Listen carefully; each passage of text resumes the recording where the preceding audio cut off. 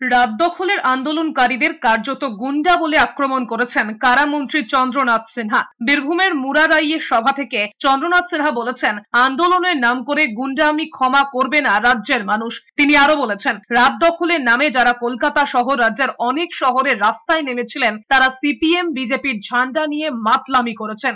এই ধরনের আন্দোলনের নাম করে যারা মদ খেয়ে এসে মহিলাদের গায়ে হাত দেয় তাদেরও কিন্তু এ রাজ্যের মানুষ ক্ষমা করবে না। উদয়ন গুহ, লাভলি মৈত্র, কাঞ্চন মল্লিক, পরেশ রামের মতোই এবার প্রতিবাদীদের বিরুদ্ধে মন্ত্রী চন্দ্রনাথের এমন মন্তব্যে সমালোচনা শুরু হয়েছে। যারা মাতলামি করছে সিপিএম এর ঝান্ডা নিয়ে, বিজেপির ঝান্ডা নিয়ে, তাদের আমাদের বাংলার মানুষ ক্ষমা করবে না, তাদেরও বাংলার মানুষ প্রশ্রয় দেবে না। এইভাবে আন্দোলনের নাম করে গুন্ডামি, এই কারণে আন্দোলনের নাম করে যারা মদ খেয়ে এসে আন্দোলনের নাম করে এখানেও মহিলাদের গায়ে হাত দিতে যায়, তাদেরও কিন্তু বাংলার মানুষ ক্ষমা করবে না। তাই সবাইকে সংঘবদ্ধ হতে হবে।